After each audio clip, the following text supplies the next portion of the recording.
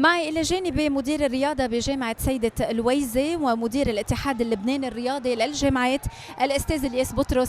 بحييك أستاذ إلياس عبر قناة MAS.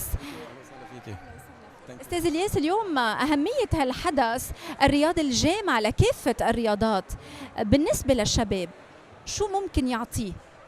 اول شيء هيدا اذا بدك هذا دفع كتير كبير، يعني اتس بوست للرياضه بلبنان، لانه بعد مده صرنا زمان عم تعرف اللبناني عنده كبت اذا بدك.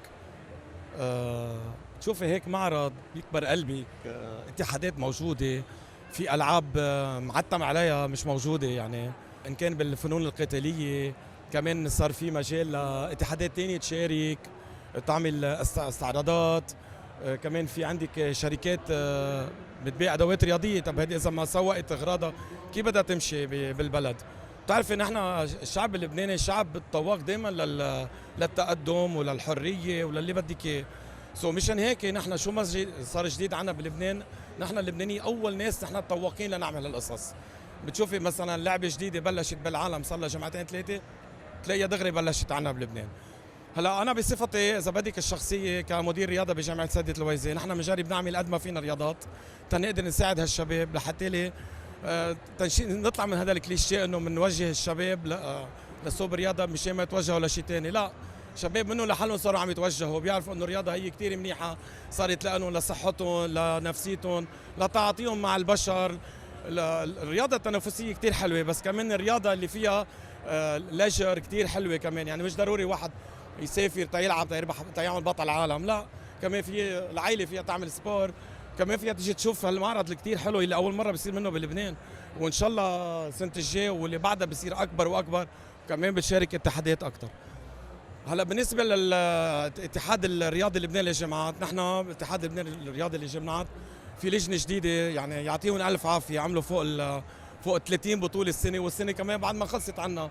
وبهذا المعرض في عنا بطوله ال 3 اون 3 عم بيلعبوا برا، كمان عنا بطوله الكبيش عم بيلعبوا، وجماعه الجاي عنا بطوله المواي تاي. يعني بطوله دائما مستمره، كمان بطوله التنس بعد ما خلصت. هي الرياضه لازم تكون تنافسيه وشبابيه على مدار السنه. أنا بدي أحكي شوي عن نقطة الاشتراكات اللي بتصير يعني بالنوادي الرياضية اللي بتكون اشتراكات بأسعار رمزية كمان مشجعة، خصوصي بهيدا الوضع، قد ايه مهم كمان مراعاة هيدي النقطة.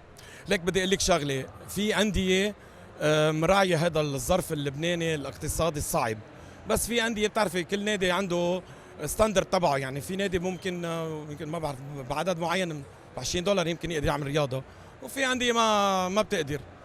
وبعتقد اللبناني بيقدر يتكيف مع كل الاسعار، يعني مثل ما بيقولوا.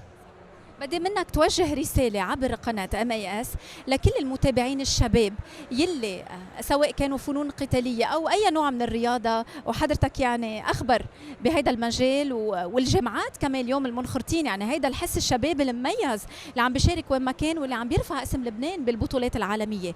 بدي منك رسالة توجهها له، شو بتقول له اليوم؟